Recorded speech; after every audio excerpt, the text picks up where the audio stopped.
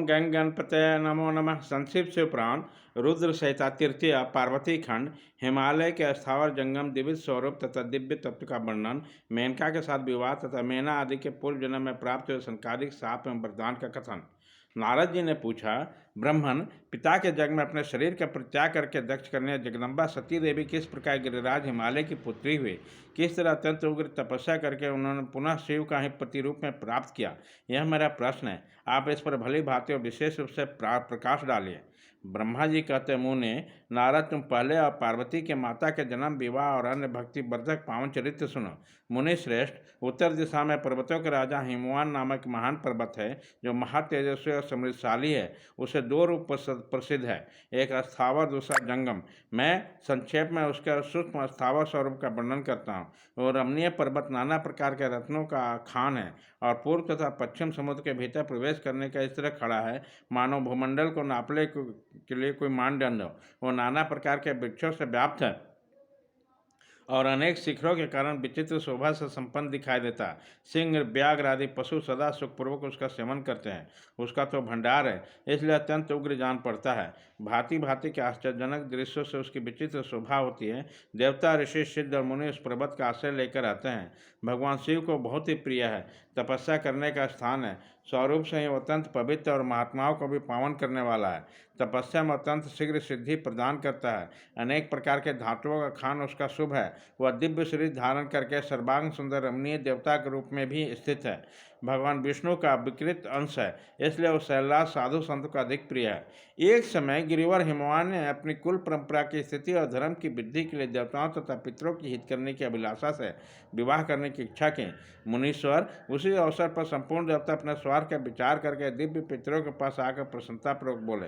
देवताओं ने कहा, पितरों, आप सब लोग प्रसन्नचित्त होकर हमारी बात सुने, और यदि देवताओं का कार्य सिद्ध करना हो तो आपको भी अभीष्ट हो तो आप वैसा ही शीघ्र करें। आपकी जेठ पुत्री मैना नाम से प्रसिद्ध एवं मंगल रूपिणी है, उसका विवाह आप लोग अत्यंत प्रसन्नतापूर्वक हिमवान पर्वत से कर दें। ऐसा करने से आप लोगों को सर्वथा महान लाभ होगा और देवताओं का दुख निवारण पग पग पर होता रहेगा। देवताओं की यह बात सुनकर पितरों ने परस्पर विचार करके स्वीकृति दे दी और अपनी पितृ मेना को विधिपूर्वक हिमालय के हाथ में दे दिया। उसी परम मंगलमय विवाह में बड़ा उत्सव मनाया गया। मुनीश्वर नारद, मेना के हिमालय के साथ शुभ विवाह का सुखद प्रसंग मैंने तुमसे प्रसन्नतापूर्वक कहा है, अब और क्या सुनना चाहते हो?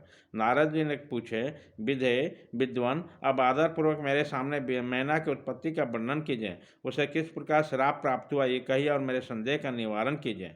ब्रह्मा जी कहते हैं, मुने, मैंने अपने दक्ष नामक जिस पुत्र की पहले चर्चा की, उसकी 60 कन्याएं हुई जो सृष्टि का उत्पत्ति का कारण बनी। दक्ष ने कश्यप आदि श्रेष्ठ मुनियों के साथ उसका विवाह कर दिया। यह सब वृत्तांत तो तुम्हें विदित है ही। अब उसके प्रस्तुत विषय को सुनो। उन कन्याओं में एक सौधा नाम की कन्या थी, जिसका विवाह उन्होंने पितरों के साथ किया। सौधा की 3 पुत्रियां थी जो सौभाग्यशाली तथा धर्म की मूर्ति थी। उनमें जेठ पुत्री का नाम मेना, मझली धन्या के नाम से प्रसिद्ध थी और सबसे छोटी कन्या का नाम कलावती था। ये सारी कन्याएं पितरों की मानसिक पुत्रियां थीं, उनके मन से प्रकट हुई है। इसका जन्म किसी माता के गर्भ से नहीं हुआ, अतः ये अयोनिजा थी।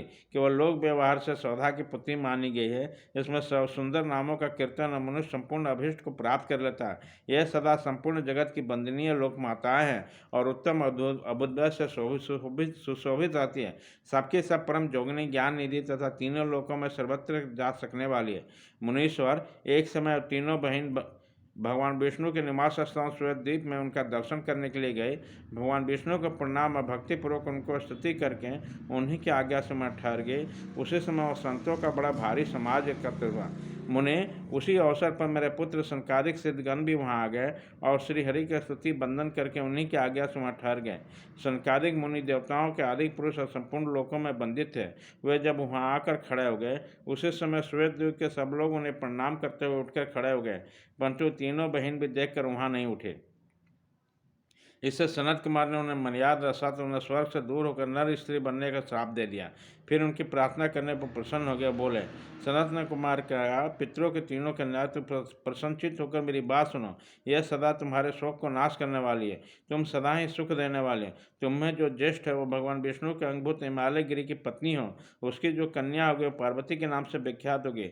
पितरों की दूसरी प्रिय कन्या जोगनी धन्य राजा जनक की पत्नी होगी, उसकी कन्या के रूप से महालक्ष्मी अवतीर्ण होगी, जिनका नाम सीता होगा। इसी प्रकार पितरों की छोटी पुत्री कलावती द्वापर के अंतिम भाग में वृषभाग वैश्य की पत्नी होगी और उनके प्रिय पुत्री राधा के नाम से होगा, विख्यात होगा। जोगनी मैना पार्वती जी के वरदान से पति के साथ उस शरीर से कैलाश नामक परम पद को प्राप्त हो जाएगी। धन्य तथा उनके पति जनक कुल में उत्पन्न हुए जीवन्मुक्त महायोगी राजा शीर्षध्वज लक्ष्मी स्वरूपा सीता के प्रभाव से बैकुंठ धाम में जाएंगे। वृषभ भानु के साथ वैवाहिक मंगलकृत संपन्न होने के कारण जीवन्मुक्त जोगनी कलावती भी अपनी कन्या राधा के साथ गोलोक में जाएगी, इसमें संचय नहीं है। विपत्ति में पड़े बिना कहा किन किन की महिमा प्रकट होती है। उत्तम कर्म करने वाला पुण्यात्मा पुरुष का संकट जब टल जाता है तब उन्हें दुर्लभ सुख की प्राप्ति होती है। अतः अब तुम लोग प्रसन्नतापूर्वक मेरी दूसरी बात सुनो, जो सदा सुख देने वाली है। मेनका की पुत्री जगदम्बा पार्वती देवी अत्यंत दूषण तप करके भगवान शिव के प्रिय पत्नी बनेगी। धान्या के पुत्री सीता भगवान श्री रामचंद्र जी की पत्नी होगी और लोकाचार का आश्रय लेकर श्री राम के साथ विहार करेंगे। साक्षात गोलोक धाम में निवास करने वाले राधा ही कलावती की पुत्री होगी और गुप्त स्नेह में बनकर श्री कृष्ण के प्रियतमा बनेगी। ब्रह्मा जी कहते हैं, नारद इस प्रकार सांप के व्यास से दुर्लभ ज्ञान देकर सबके द्वारा प्रसिद्ध भगवान सनत कुमार मुनि भाइयों सहित अंतर्ध्यान हो गए। तात पितरों के मानसी पुत्री व तीनों बहन इस प्रकार साप मुक्त होकर सुख पाकर तुरंत अपने घरों को चली गई। अध्याय 1-2 खत्म।